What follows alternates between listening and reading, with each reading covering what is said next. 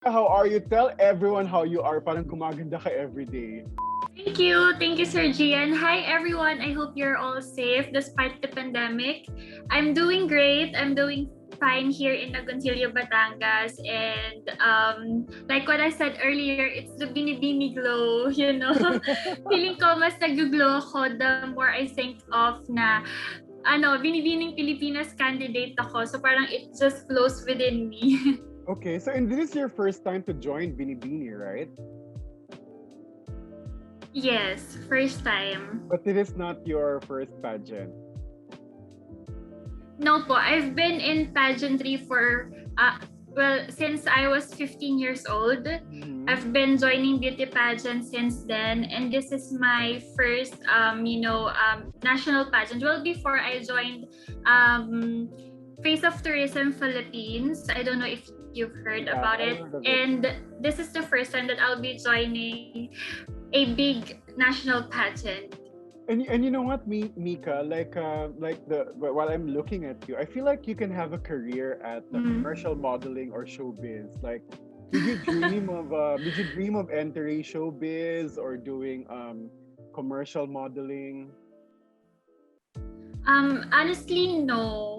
I don't like. Well, it's not that I don't like. It's just not my forte. I think really pageantry is my world. Oh, okay. Kasi parang sinasabi kasi nila before pwede kang mag-artista, pwede ka na lang mag-artista. Parang sa akin, ayoko talaga. Parang gusto ko talaga is pageant, ganyan. Parang I Okay. don't see myself acting in television, but I can see myself walking on the stage The in national pageantry. TV. Okay. Yeah. Okay, but we'll never know, diba? Like the possibilities are endless. So, okay. Yes. Sige, Mika, I'm going to ask you 15 questions, but you know me, I'm such a talker, and if I pick up something interesting, I'll ask you again. Okay, so Mika, who are you and what is special about you? Tell us who you are and what makes you special. Hi, I am Micca Rosal. I am 26 years old. I am born and raised in Santa Cruz, Agoncillo, Batangas. I am an only child. I've been I worked before as a tax analyst at a BPO company, and I graduated at De La Salle and took up Bachelor of Science in Accounting Technology. I've been into pageantry since I was 15 years old. I joined as a representative of Agoncillo in Mutianang, Batangan in 2010, and I landed as part of the top 8 finalists. And then in college, I decided to stop joining beauty pageants to be able to focus more on my studies because since I'm the only child, I have this sense of responsibility of helping my parents in the future and look for a decent job to be able to help them. And then right after, when I was already settled in my work and after graduation, I found a new job, and then I decided to join again in beauty pageants in 2017. So in 2017, I think I'm claiming 2017 was my year because I joined Mutianang Pilipinas, Southern Luzon, and I became 4th runner-up. Wow. And then on the same year, I became the first ever Miss BPO in 2017. Yeah, I remember that. And then right after, and right after Miss BPO, a lot of opportunities opened, and now I am here, an official candidate of Binibining Pilipinas. Oh wow, that was a lot, Mika. And I feel like you were right. You love pageantry. You're really for pageantry. And you mentioned that you're 26. I thought you were just 18. You look so young. Well, they say, ang dami mo nagsasabi. Actually, when I met my co-candidates in Binibini, I was asking them if they can guess my age, and they were like, you're only 20 or 21? So parang sabi ko, hindi, 24 na ako, magta-25 na. Yan, nakakatawa lang. So, wait lang. Parang proud naman ako na ang bata. Oh, you look really young. So, nakailang birthday ka na sa Binibini? Kasi may inside joke kayo, di ba, sa Binibini na Yes. So, nakailang birthday ka na sa Binibini?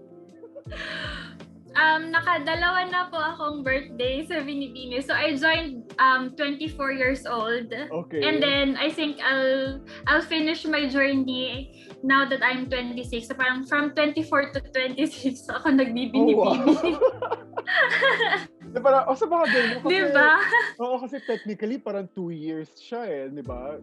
Parang ganun nga yung, yung transition ni Binibini. So, I know it's gonna happen soon. I'm also very excited kasi gusto ko na rin matapos yung evening gown na ginagawa for Princess. So, anyway, Micca. So, Micca or Micca? Micca? Is it right? Micca? Micca, yes. Okay, Micca. Okay, Micca.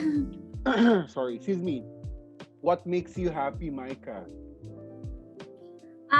To be with the people I love, to spend time with them, to spend time with my family. I'm the only child, and right after college, I already got a job. So I stayed in Manila. I rarely come home.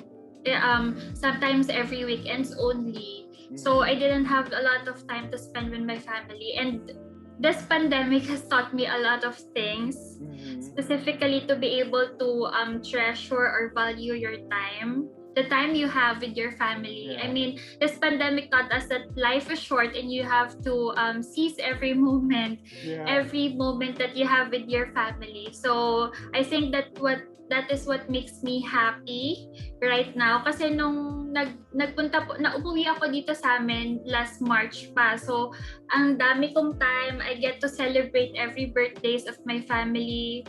We are complete. We are together. So doon ko nakita yung real happiness talaga if you're with your family and friends. So, that's good. Kasi like me, my parents are away, But of course, we're used to kami brothers. We're all used to being independent.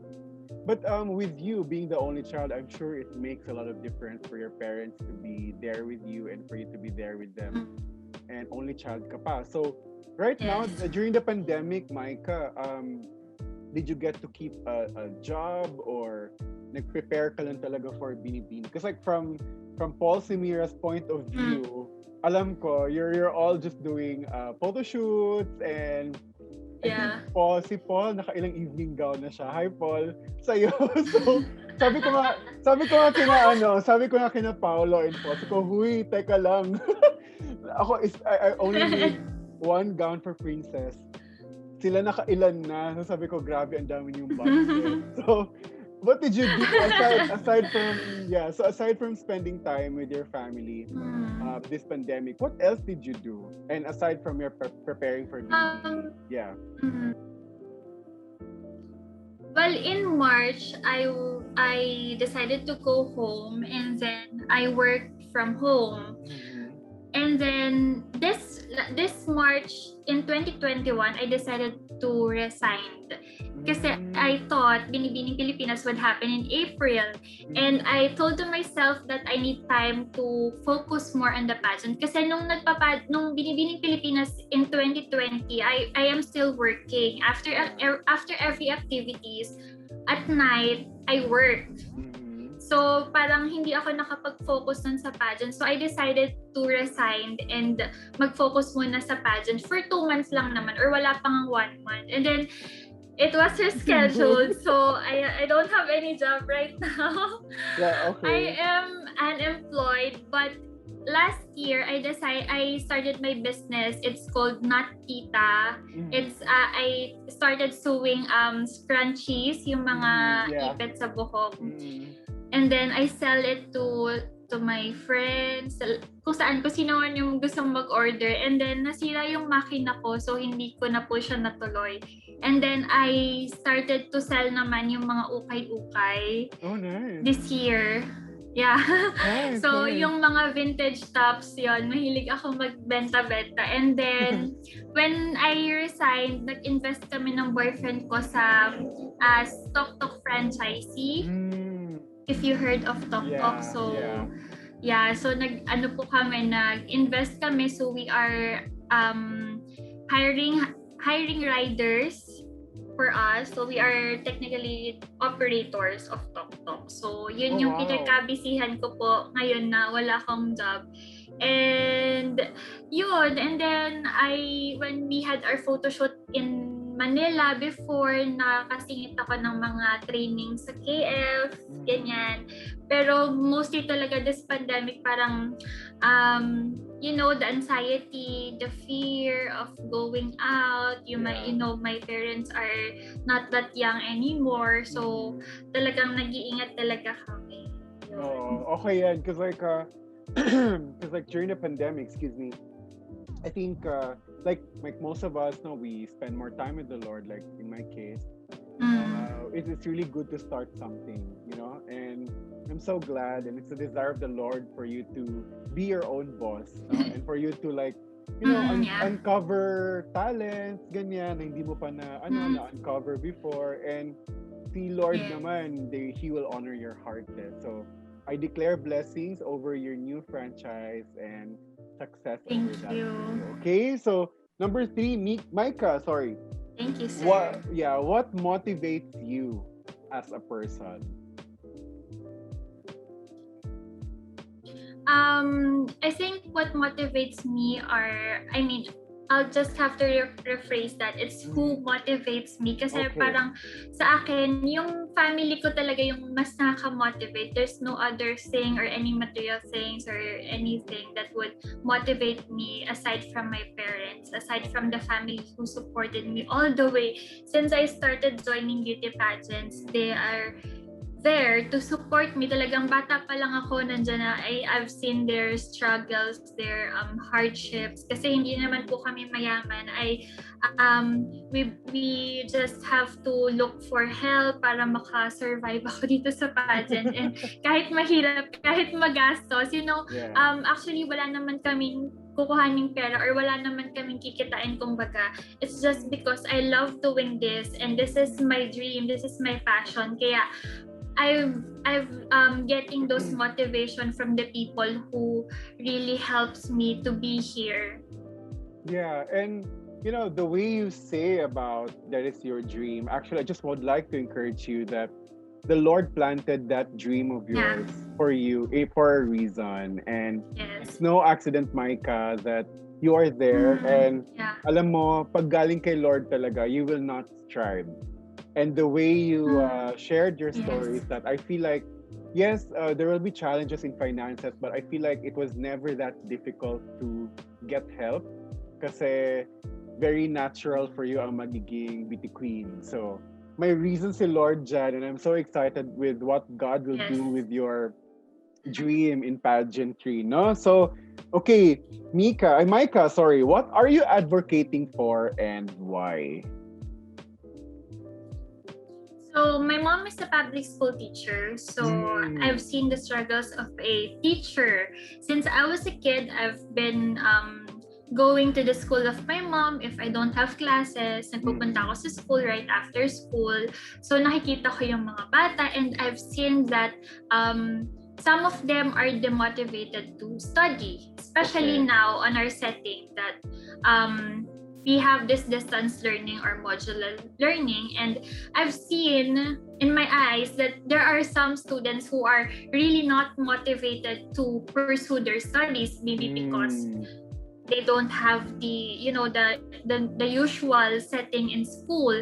And I wanted to help the students and this teachers and parents to be able to see the importance of studying. And I myself have been able to experience, kasi my mom is a teacher and she keeps on pushing me to study, ganyan, kasi ito talaga yung magdadala sa'yo sa future, ganyan. And it's true, totoo yun. Hindi siya linya lang ng parents natin to be able for us to study. No, it's true. Talagang this will bring you up. This will bring you to success and to your dream. So I mean, I agree. And there's so much importance in getting yourself educated. Kasi si Lord din, parang ayaw din naman na, you'll grow up not knowing anything. So at the very least, I mean, bonus na yung maging valedictorian, maging cum laude, like I graduated cum laude. And I can relate to you, Micca, because my grandmother is a teacher too. Public school din siya. And we grew up talaga in a system na lahat kami kailangan okay yung grades, and nagigets ko siya because it's really important to have at least good grades, no? Yung honors, okay Yeah. yun, fine. But Yes. I believe, no, there's really more, to those who are watching us, there's more to, just getting the honors, but it's really more of developing a discipline, of studying. Kasi kung wala kang discipline, you will not be, parang you're planning to fail if you don't have a discipline, di ba? Parang ganon. So, Yes. okay, Micah, define love. Oh, kasi may boyfriend ka. So, define love.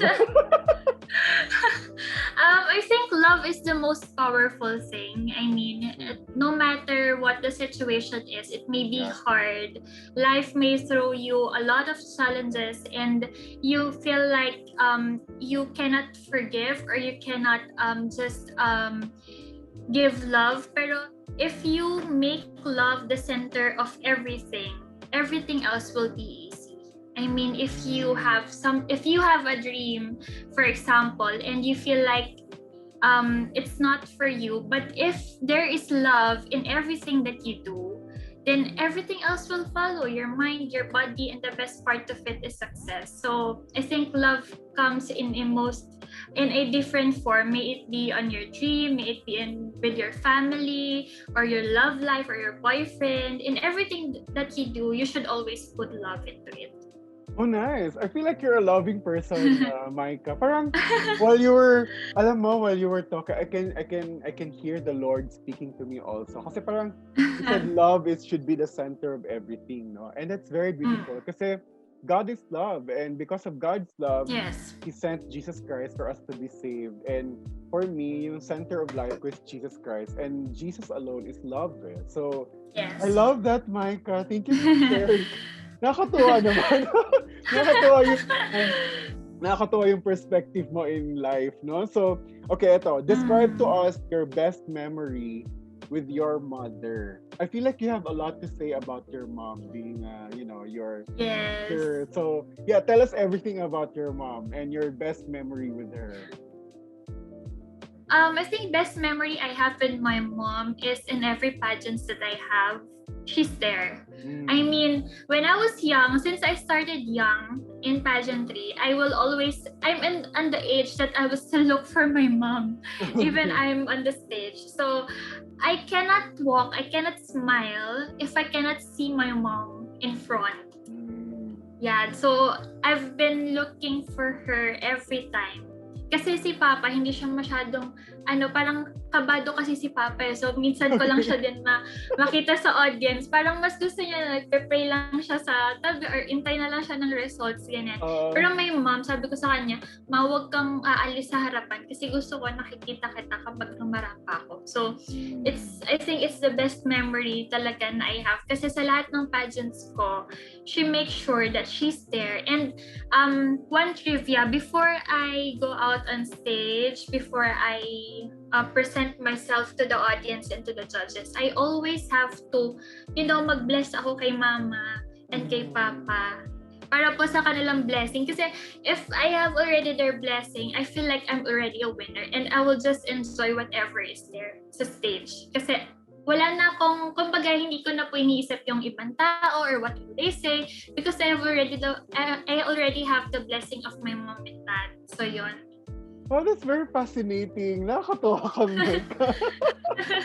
Hindi, kasi alam mo, ako like me, I'm a born-again Christian, and yung mundo natin, syempre hindi perfect yung mga parents natin, but yes, the way you look at your parents, no, your mom and dad, it's like what God is really teaching us, no, to have a childlike faith, not childish, but childlike, meaning, you maintain your innocence, you maintain your childlike spirit. Kasi the more that you become childlike, kasi Micah, the more that you're willing and able to receive wisdom from those who went ahead of you, and you know how to honor your parents, like what you did, no, na mag-bless. Kasi for everyone's information, guys, in the Philippines, we have this culture called mano po. So that's a kind of honoring, no, our parents, no, or letting them know that we honor them, that we receive their blessing. And totoo yan, Micah. And I feel like, Yes. feeling ko kinakausap ka na ni Lord. Di mo palang naiintindihan. But feeling ko, naramdaman mo na yung love ni Lord. Kasi parang the way you honor your parents, that's how the Lord wants us all to be diba? Para honoring, parang sabi nga ni Lord sa John 5 ba yun, na parang if you don't honor Jesus Christ, you don't honor the Father. Sabi niya rin na parang if you don't know Jesus Christ, you don't know God at all. So, yun, Micah, you're so fascinating. Grabe, keep that kind of heart na. Kasi, Thank you. Oo, kasi bihira yan, Micah. Honestly, that's a very unique trait of yours. And I just want to honor your heart, okay? So, okay, number Thank you, 7. sir. Yes, halfway na tayo. And okay, so what for you? So what for you is a peaceful society? So like alam mo ngayon like nagka-COVID and we're all divided, daming opinion ng mga tao. So for you, what is a peaceful society? I think peaceful society is mutual understanding, to be able to respect every opinions of others, and hearing their opinions, and at the same time respecting it, because we cannot please everyone. If we always tend to please everyone, there will be no peace or understanding, because we have our own uniqueness and differences. And to be able to achieve that peace in the society or within ourselves or family, even in our family, let's start in a small group. Within our family, we all have our own uniqueness and differences, and we have to embrace that, and we should respect each other's opinions.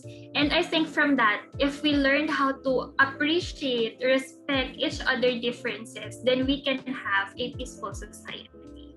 Oh, nice. Yeah, seek to understand, di ba? Not to be understood. Yes, yes. Alam mo, guilty ako sa ganyan, Micah. Kasi lahat naman tayo, we want to be heard, we want to be seen, we want to be understood. But at the end of the day, there's always something about being the first one to resolve conflict. And it takes humility and courage to be the one to resolve conflict, diba? So, ayun. Okay. So, number 8. Now that you mentioned about understanding, mutual understanding, describe to us what your understanding is of the word understanding and why. What comes to mind with that word? I think understanding comes with the word respect. Like what I've said earlier, we must be able to respect each other's differences. I mean, all body types, all gender, all sexuality, maybe it be female, male, or part of the LGBT community.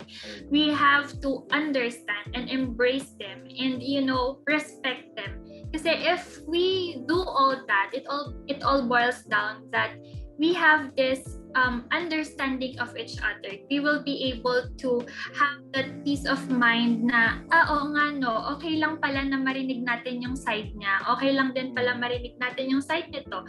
If we learned how to respect, talagang, when I am telling this, parang it all boils down to respect. Kasi if we learned how to respect and appreciate, everything will be okay. Yeah, I agree. And like what you said, no, like, with respect, there's understanding and vice versa. Kasi like, of course, no, the reason why people react is because they are actually afraid of the things that they do not know. So for example, like you mentioned about the LGBT community, they're one of the most discriminated communities, and we can't blame them because not everyone understands, and these people also, they don't understand as well what they're going through. And it breaks my heart that not everyone understands them, and then they get discriminated, diba? So we get you guys, we love you very much, and with the love of the Lord. So we will continue to pray for you. Okay, so next, okay, if there's one thing that you sincerely hope to achieve, no, in the future, what would it be and why, aside from winning a Bini crown? Ayan, dinagdagan ko na lang. Gusto mo kami? No, because winning a Bini crown is happening now. Amen. Hindi na siya in the future, pero Yes. Amen, amen, amen. So, yes, so the biggest dream in the future is to have a big family of my own. Yeah. Because we are only three at our house, at our home. So I don't get the chance to play with my brothers or sisters. I play with my aunts here when I was a child. So malalaki na sila at ako lang yung pinakamaliit, and my lola don't have an apo yet that time except me. Both lolos and lolas. So, and my cousins are in Manila and they are really far. So I am praying that God will grant me this wish, that to have my own big family where love is the center of everything, and to share what my parents taught me. Kung ano yung itinuro sa akin ng parents ko, kung bakit ako ganito ngayon, I want them to learn that as well. Kasi parang at my age, parang I can see na myself na building my own family. Of course, after this dream, kasi pangako ko sa sarili ko na I will finish this dream. Ayokong magkaroon ng regrets in the future. And whatever happens with Binibining Pilipinas journey, I'm okay with it. I'm already grateful that I became part of it. And I am praying that God will give me that one wish to have a big family para naman, I can see na maingay kami sa bahay, ganyan. Madaming kagulo, ganun. Kasi hindi ko siya agad naranasan ngayon. Ngayon naranasan ko na siya kasi I have na my cousins na yung mga bata pa nga lang. So ako na yung pinakamatanda. Pero nakipaglaro pa din ako sa kanila kasi nga I didn't get a chance to experience that. So that's my dream na sana God will grant me a big family with loving children and loving husband in the future. Okay, so alam mo, your boyfriend now is so blessed. Love you. No, kasi alam mo, Micca, dream talaga namin, Christian men talaga, to find someone na, like you, na nurturing, alam mo yon. Kasi lahat ng women ngayon, well, not everyone, no, but it's really a dream of every man to be with a woman na nurturing, yung kagaya mo, yung may loving heart, yung may caring heart, diba? So, okay, in line to that dream of yours, how many kids do you want? 12? 4. Hindi naman, sir. Grabe na yan, 12. Parang may isa na akong basketball team. Sorry. Gusto, baka hindi na ako makalakad yan, sir, pag gano'n ka namin. 4 lang. Okay, 4. Sige, Lord, give her 4 children. Parang feeling ko alam ko na anong gusto mong order sa gender. But let's not reveal it yet. Surprise na lang tayo ni Lord. Pero malay nyo, bigyan tayo ni Lord ng mas madami. Okay lang naman, pero huwag naman po sana 12. Masyadong madami. Oh, we'll never know. Kasi alam mo, Micca, if alam ni Lord na prepared yung heart for that, He will not hesitate. So, okay lang yan. Okay, so, okay, Micca, number 10. Sige, okay. Oh, bilis pala natin, no? So, okay. Describe to us any moment in the past, no, that in your life that made you a better person right now. So, it doesn't really have to be tragic or anything, but anything in the past in your life that made you better now.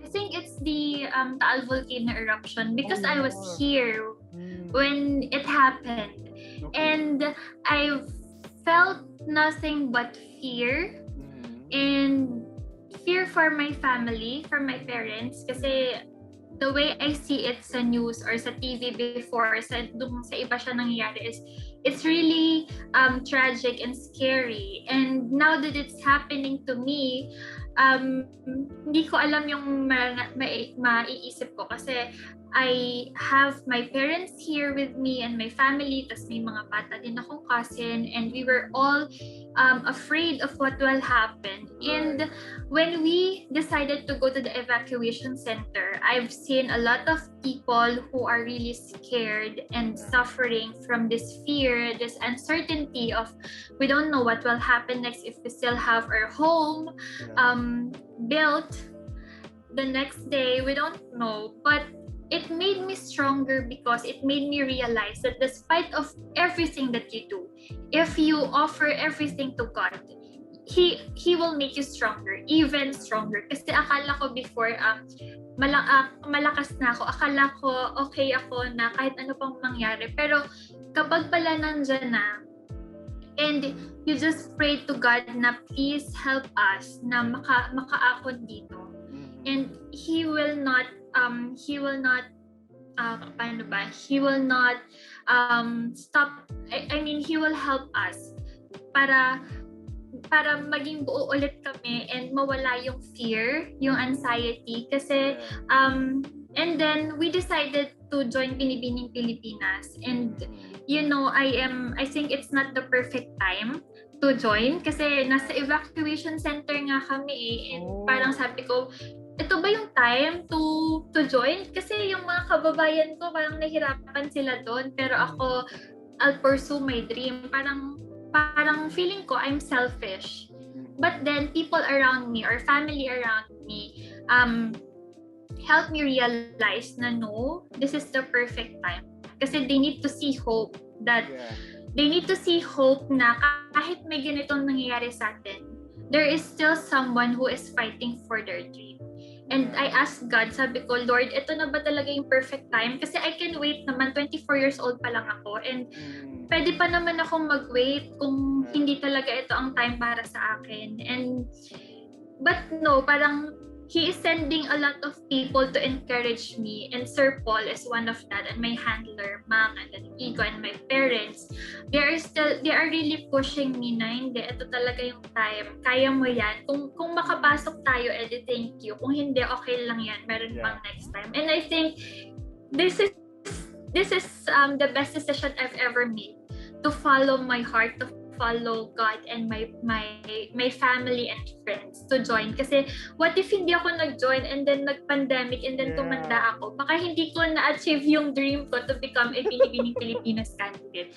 So, kaya kaya po talagang it is very important to pray and to listen lagi kay God and sa family mo kasi baka mamaya He is just sending people to give His message to you na sige gawin mo yan kasi nakakatakot po nung time na yun parang sabi ko baka mamaya nag-screening ako tapos biglang pumutok na naman ng vulkan ganyan so yun nga He really taught me to be stronger and to never cancel or to never quit on your dreams. Dreams may be canceled but never quit on them. Yeah, I agree. And everything naman works for the good for everyone for those who loves the Lord, diba? So, okay, Micah, quick question lang, no? I mean, can you share to us in detail, like, what was your experience like being in an evacuation center? Kasi parang for me, I never experienced that. I've seen the poorest of the poor in Tondo. But of course, I never lived with one of them. But in your case, being in an evacuation center, it's just the same as, being in a situation of poverty. So, syempre tragic yung nangyari, no? Hindi natin controlled yun. So, how was it like, Micah? Just for everyone to share, at to know lang. Actually, nung sumabog yung vulkan, nasa SM ako. Nasa SM po ako, nagpapa-RF. Okay. O, diba? So, nagpapa-RF ako noon and then my friend texted me na sabi niya, kasi kami yung malapit sa vulkan. So, parang tinext ako ng friend ko, sabi niya, Ate Michael, pumutok ba yung vulkan? Sabi gano'n. Sabi ko, parang hindi ko alam. Kasi andito ako sa SM. Sabi ko gano'n. So, umuwi po ako kagad. And then, thankfully, talagang thank you kay Lord kasi nung pumutok yung vulkan, it was quiet. It was not yung ina-expect natin na pagputok is may lava and all, ganyan. Wala. Kumbaga, umusok lang siya, ganyan. And then, nakikita na namin yung usok. And then, that day, hindi pa kami nag-evacuate. So, we waited for announcements and wala. Pero, nung gabi na, while we are praying the rosary, naglilindol na talaga siya. As in, non-stop na yung pag-shake. So, parang we decided to go na sa evacuation center. And, ang nangyari, sir, is isang pair lang ng damit yung dala ko. And isa lang din yung pair ng dala ng family ko. Kasi akala namin, the next day, babalik na kami. Opo, kasi parang sabi pa nga ng lola ko, hindi nung nung panahon namin, hindi naman matagal. Kumbaga, saglit lang, kinabukasan nakabalik na kami. So, sige, parang isang pair lang. And then, nagpaiwan yung papa ko dito sa amin. Kasi, magbabantay ng bahay. So, ito na naman ako, super kabado na naman. Kasi, syempre, naiwan yung papa ko. Tapos si mama and the rest of my family, nagpunta na kami sa evacuation center. And, doon namin nakita na ganito pala kadami yung gustong tumulong. Kasi we've seen a lot of people every day na pumupunta ng evacuation center tapos nagbibigay ng pagkain. And isa ko sa mga nakikipila during that time. Pumipila ko kasi syempre wala po kaming food. So kailangan namin talagang mag-ask ng help. And it is really okay to accept help kasi kailangan talaga natin, especially if kailangan natin. So, yun na kami, pila-pila kami, ganyan. And then, my office mates, nagpapadala sila ng mga foods, ng mga, lahat ng mga needs namin. And nakadami din kami ng damit. Yung mga ukay, sir, yung mga pinadala. So, nakakatawa kasi kung nakita nyo sa Facebook, nag-viral yung ibang Batanggenyo kasi yung mga pang Girl Scout, di ba? Yung mga uniform ng Jollibee, nasama sa mga i-donate. So, ang saya lang. Kaya, nakakatawa kasi yung mga Batanggenyo talaga, kahit na ano yung pinagdadaanan namin, laging nakasmile, laging nagbibiruan. And nung time na pumipila ko ng evacuation center, that time is mga Bombay po yung namimigay ng time na yon. So parang ang nangyari, syempre pila. Ako naman, super happy ako talaga kasi may mga tumutulong. So super smile ako, thank you, ganyan. So, sobrang tuwa nila sa akin, 2 sabon yung binigay nila. 2 sabon yung binigay nila sa akin kasi daw lagi ako nakasmile. So parang niloloko ko yung mga kasama ko na mag-smile din kayo para may 2 sabon din kayo. So yun, nakakatawa lang po na yung napapanood namin sa TV, tapos nangyari siya sa amin. And we never felt alone sa fight namin na yun. Hanggang sa makabalik kami sa bahay namin, hanggang sa unti-unti kami makabangon, nandyan yung mga taong tumutulong. Okay, so like that's really nice, no? Very, very nice story. So, how many days kayo sa how many days did you stay sa evacuation center? Sinamama po kasi yung family ko yung natira doon kasi ako nagluluwas ako ng Manila for work. So parang nung mga unang week lang ako nandun, and then kapag weekends umuwi ako ng Batangas doon sa evacuation center. So almost a month po kami nakaano. Kasi tandaan nyo nung nagkaroon ng balita na February 8 ba? Sasabog yung vulkan o February 6. Basta nagkaroon ng balita gano'n. So parang andito na sina mama pero bumalik ulit kaming lahat sa evacuation center kasi may balita nga daw na sasabog na naman, sabi sa hula. So bumalik na naman kami, as in dala na naman namin yung gamit namin. As in wala po, parang a ghost town na naman yung Agoncillo kasi nga sabi nga is sasabog na naman and wala naman daw mawawala kung aalis. So, yun. So, after that day, nakabalik na po kami. Pero ngayon, since nag-alert level 2 na ulit si Taal Volcano, our things are prepared na talaga. So, yung mga gamit namin, yung mga clothes namin, and yung mga necessities, nasa isang box na siya. Para in any case na mag-declare ulit ng evacuation, bibit-bitin na lang po namin and hindi na isang pares yung dala namin. At least buong cabinet na, di ba? Prepared na talaga. May box na talaga kami, sir. Bumili na kami ng box. Grabe, Micah, you're so cute, no? Like, kahit even in the midst of a disaster, you still continue and remain to be happy. So, keep that up, Micah, no? Really, really nice. Salamat masabi. You're such an amazing woman. Okay. Moving Thank on. you. Okay, ito. So, okay, if Jesus Christ was to appear right Mm. in front of you, what would you tell him and why? I would tell him to please heal the world. Kasi heal the world from COVID, from all the fear, the anxiety of people. Kasi, it's not just the physical health that is being sacrificed, but we know that a lot of people are suffering from mental health sickness. Kahit yung mga simpleng depression lang, sometimes hindi natin siya pwedeng baliwalain because I myself, I have experienced that. I've been very stressed sa work before. So, kaya I decided then to resign. Kasi parang I need to help myself para lang medyo gumaan yung pakiramdam ko. And I will tell God to help people or help your people sana na matapos na yung COVID kasi ang daming nawala, ang daming nanay na nawala ng anak, ang daming anak na nawala ng nanay or tatay. And we cannot afford for that to continue. And if given the chance to talk to him, I will really ask for his help to heal the world and its people. Yeah, I agree. And me also, I experienced depression and you don't want to be in that position. Yes. So, so amen to that, Micah. So, okay, number 12, do you love to cook? If yes, what do you like to cook?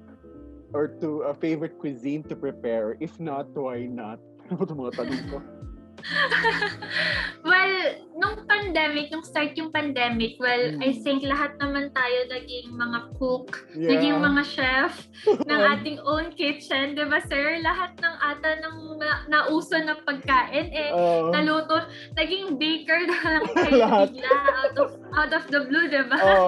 That's correct. So, I think ano ba yung niluto? Madami akong tinry before na mga buchi, ganyan. Kasi nakita ko sa Facebook.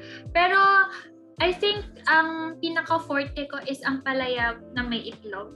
Kasi, I like that too. I like that. Yes, kasi it's my favorite food na niluluto ng mom ko. So, kapag po parang pinag-aralan ko siyang lutuin nung nasa apartment ako sa Manila. So, kapag wala akong baon or nagtitipid ako, magluluto lang ako ng ampalaya na may itlog. So, yun lang lagi. Or ginisang sardinas. Yun lang po may pagmamalaki ko, sir. Wala akong iba. Yung mga buchi ko na yan, wala yan. Alam mo, okay lang yan, Micah, because the way to a man's heart is through his stomach. So, actually. Diba? So, yung mga sardinas mo na yan, okay lang yan. Kasi kami mga lalaki, us men, we just eat whatever. Yes. I mean, of course, not all men, but in my case, if my future wife or whatever can only cook that, I'd be so happy. You know why? Because I have a yaya who can also cook for me. And si yaya ko, Micah, she knows a lot. But I only eat yan. Mga tuna, mga vegan meat. Ganun lang. So, okay lang yan, Micah. If you just know how to cook sardinas, that's so... Kasi alam mo, minsan, the simplest of food is the yummiest, no? I don't know if that makes sense, diba? So, after a stressful day, ladies and gentlemen, sardines with eggs, really yummy. Actually, sir, yung boyfriend ko, syempre pag magbabaon ako, kadamay na siya dun sa baon ko. Di parang, wala na rin siyang choice kasi hindi ka rin naman marunong magluto di pagtsagaan mo yung baon natin. Di ba, sir? Yeah, okay lang yan. Dyan, diba? Kung ano yung nandyan, yun na lang yung pagsasaluhan natin. At least marunong ako kahit ginisang sardinas, diba, sir? Oo. Yan. Yeah, and naman, Micah, cooking is really, you can actually learn that over time. Yes. Yes po. Not everyone naman is expert or gifted with cooking. Basta at least marunong ka lang sa basics, diba? Okay. Opo. Sige, number 13, we're almost there. What is your favorite sport? Like, do you play any sport or did you try playing sport? If jackstone is counted, doon ako pasok. Pwede ako maging MVP doon, sir. Pero kung sport talaga, wala Parang I can play badminton pero not really good at it. Okay. Nag-try ako mag-try out nung high school, pero parang niloko ko lang yung sarili ko. Parang nahiya na lang din yung mga kasama ko doon na sige na nga, payagan na nga natin si Micca mag-try out. Pero hindi talaga, sir. Okay lang yan. Kasi you know what? For everyone's information, a beauty contest actually like a sport. Like you actually train and prepare like an Olympic kind of preparation when you go to a Philippine pageantry or a Filipino pageant like Bb Pilipinas. Because like, alam mo, Micca, of all the girls that I interviewed and I've talked to in private na mga beauty queens abroad, namamangha talaga sa Filipina beauty queen. Because like, when they go to even on a minor pageant, parang over-prepared daw talaga yung Pinay beauty queens. And I think, di ba? Alam mo yan. Ako din. Yes. Kasi like, KF din ako, so nakikita ko yung training ng Tito Rodgel. And I was like, wow, grabe talaga. So if I was a beauty queen, grabe yung hard work and commitment. So it's not easy, no? So, okay, number 14. So how do you feel about the attention you're getting as a candidate of Bb Pilipinas? Because like, diba, coming in, you were quiet, you were shy, and then all of a sudden, no, parang you get featured by no less, titas of pageantry. Yan na lang, you get noticed by titas of pageantry. Hi, Tita Lavinia, hello. So, hi, titas. So like, how do you feel na, like for example, like a big pageant account like Titas of Pageantry, you're getting noticed, and then after that, everything just blew out of proportion. So how do you feel? Honestly, sir, when I decided to join Binibining Pilipinas, I'm telling my handlers na gusto ko lang talaga is maging candidate. I've never dreamed of anything but to be a candidate of Binibining Pilipinas, to be able to walk in a Raneta stage and to represent my hometown. That's my ultimate dream kasi I've been following Binibining Pilipinas ever since. So, alam ko sa sarili ko po na gustong-gusto ko talaga maging candidate. And when I am talking to my handlers, sabi ko, wag tayo mag-expect ng mga hot pics, ganyan. Basta kung ano man is enjoy na lang natin. Kasi ang daming magagandang girls. Kasi diba sir, may ibang pageant na, ay ito, sure ako mananalo to. Pero Binibining Pilipinas, hindi eh. All of the girls have the potential to win the crown. And when I decided to join nga, I know in myself na hindi ako mapipili. And I decided to to enjoy the journey. So, sa lahat na activities, sir, kahit gaano pa yan katagal, kahit hanggang gabi yan, parang hindi ako napapagod kasi I really love what I do. Lagi akong, pag magkikita kami ng girls, chikahan lang kami, ganyan, or kain ng merienda ni Madam. Hi, Madam. Hi, Madam Stella. Hi. So, yun nga. Kakain lang kami, ganyan. And, in every photo shoots, I just enjoy it. Kasi, being shot by Raymond Saldana. Grabe na yung diba? Kaya, I make it sure na I enjoy every single moment I have with Binibining Pilipinas. And then, doon ko na-realize na if I enjoy it pala, doon ako mag-shine. Kasi I never expected na kasi parang doon po ako nag-start na umingay nung sa first headshot namin ng Binibining. Yung sa may brown coat. So, parang doon ako nag-start na parang nakilala nila. Kasi nung time na yun, in-enjoy ko lang din yung photoshoot. Parang post-post lang ako, ganyan. And then, biglang boom, biglang bigla akong nakilala. Kasi nga, doon ko na-realize na kasi I am enjoying this pageant, this journey.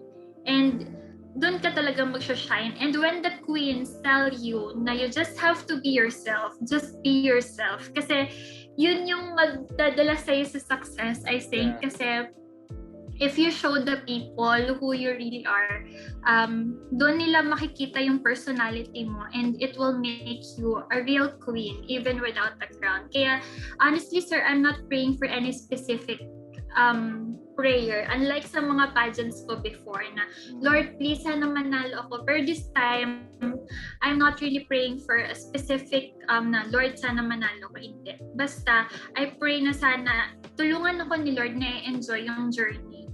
And tulungan niya akong ipigay yung best ko. Kasi ang dami na palang tao na naniniwala sa akin. Yeah. And I just have to do my best. Yeah. Yeah, and that's so beautiful, Micah, that you said that. Because, like what I tell all the girls that I've talked to, na all of you, ilan na lang kayo ngayon? 36, no? All of you 36. 34. Oh, 34. I'm sorry. 34 na lang, sir. Oh, I know, no? Sorry. So sad. Okay, all of you, Diba? actually, kayo lahat 40, no original 40, you're all called by God to win. Yes. So, it's just that yung anim, ang nangyari, those were unforeseen circumstances, and remnant ako dyan kasi yung isang candidate, ako yung designer. So, andito yung gown niya, hindi na maisuot. So, but anyway, she's in a very good position now. So, anyway, Micah, thank you for sharing that, no? Kasi I can feel the innocence of your heart, no? And your sincerity and the purity of your heart, no? And I feel like that is what's gonna make you win. Kasi lahat nung inappoint ni Lord sa crown, yun yung talaga, pure yung intentions, no?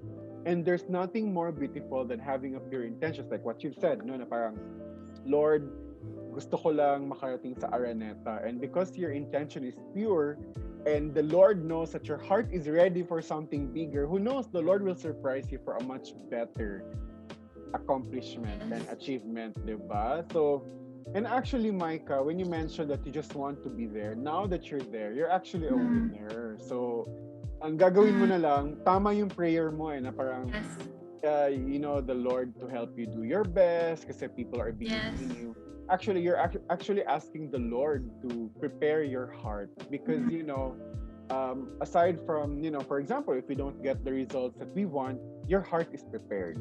Yes. And then, diba? And then, for example, if you get the bigger surprise from the Lord, your heart is also prepared. Because at the end of the day, the Lord doesn't want you getting destroyed because you got hurt or you were not prepared for the fame and for the attention, diba? So, yes, po.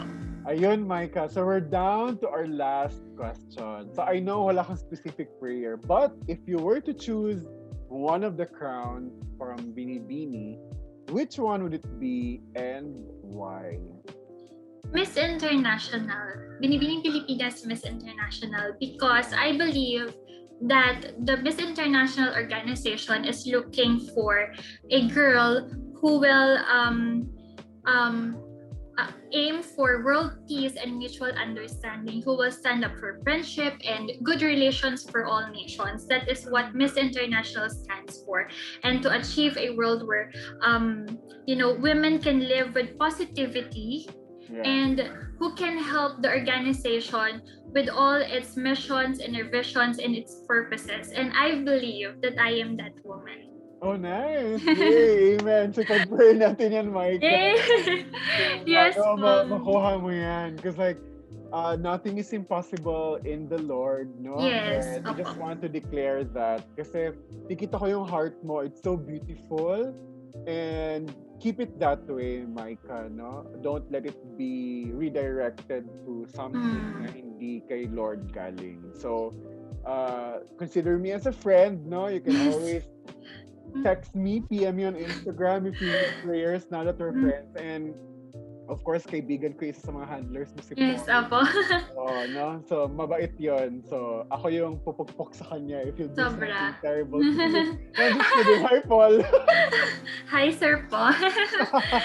Actually, nabanggit niya po na, parang sabi niya, na-message ka ba ni Gian? Ay, hindi. Actually, sinabi ko, Sir Paul, in-invite ako ni Sir Gian for, for interview, ganyan. Sabi niya, oo, pinresinta kita. Sabi ko, grabe ka talaga, Sir Paul.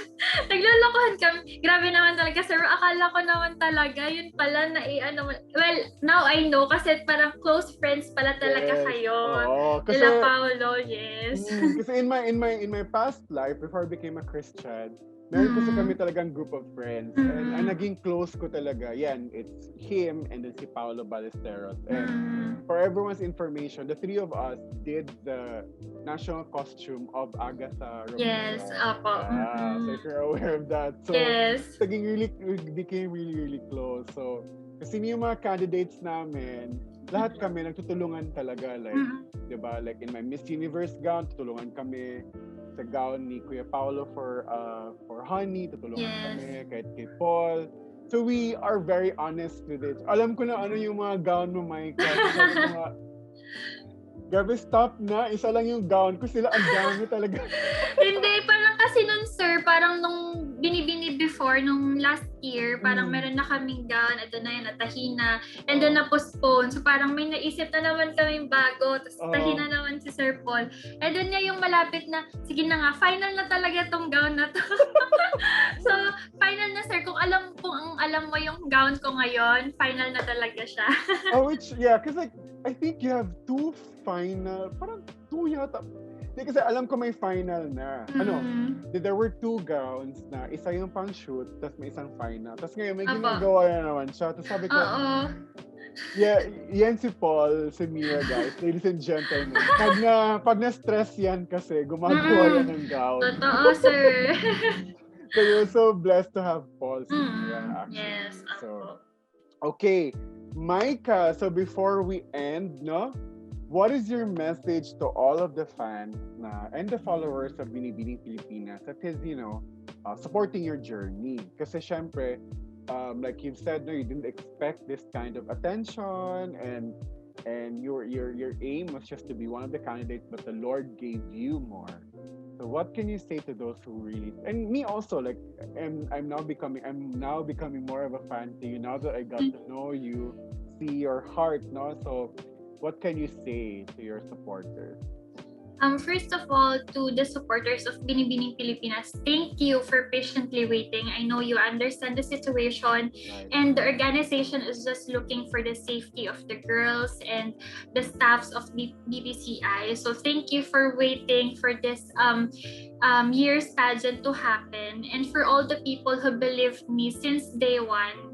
Thank you so much, and I hope that you continue to pray for me as I go to this journey on June 27. We don't know what will happen on that night, but with crown or no crown on top of my head, I will be always thankful and grateful for all the support, for all the prayers. And sabi ko nga, kung ano ang ibigay ni Lord, tatanggapin natin yan ng buo. Kasi from this day, I know He already has a plan. Kumbaga, lahat ng to is nakaplano na, and we just have to believe in Him and, really listen on what He is telling you to do. So, thank you for being on my side since day one, and I hope na until June 27 or after Binibini, kung mag-pageant pa ako or not, I hope nandyan pa rin kayo, and let's continue on helping other girls and yung mga gusto talaga maging beauty queen. Kasi I've met this group. It's post-coronation. Kung naririnig nyo sila, they are a group of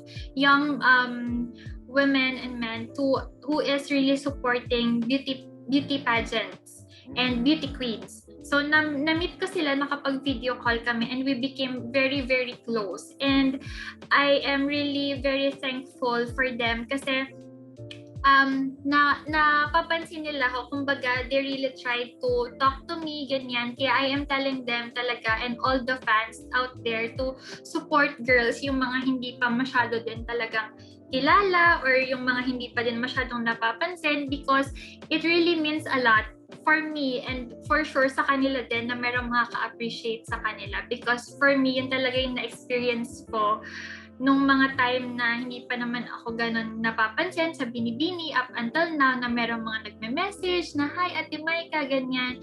And I make sure na mare-replyan ko sila, or kung hindi man is ma-like ko man lang yung mga messages nila, because we really appreciate them. And thank you for doing that. Thank you for always being there by my side. Yes, amen. And alam ko, Amen. it's never easy to be a public figure and you get a Yes. lot of DMs every now and then. Apo. Yes, totoo yun. Oh, so ako lang, Micah, my message for you is, keep that heart, no, the childlike faith in the Lord. He will continue to bless your heart. I'm happy that you could hear from God. I'm happy that you listen to Him, no. So, yeah, yun lang, Micah. And I'm so happy na you're this beaming light, shining in the light of the Lord. Parang that's what I'm trying to tell you. Okay, so okay, Micah, thank you Thank very you. much. Thank you, Yes, sir. Thank you. if you're blessed, I'm so blessed with this interview. I feel like the Thank you Lord. po. I feel like I always meet the Lord in women Mm. like you, because Jesus is everywhere. Jesus is in the eyes and the hearts of everyone that we meet. So Micah here is an example of God's love manifested in her. So again, guys, thank you, and please do follow Micah Rosal on Instagram and on her Facebook and in her journey at Bb Pilipinas with all of the social media accounts of Bb Pilipinas. And make sure to also follow me if you can, and subscribe to my YouTube channel if you can. Okay, I won't force you, but yeah, I would appreciate it too if you can follow. So see you guys next time. Okay, on our next episode of this season 2 of Pageant Talks with me, Jian Lasala. So thank you very much and goodbye. Bye.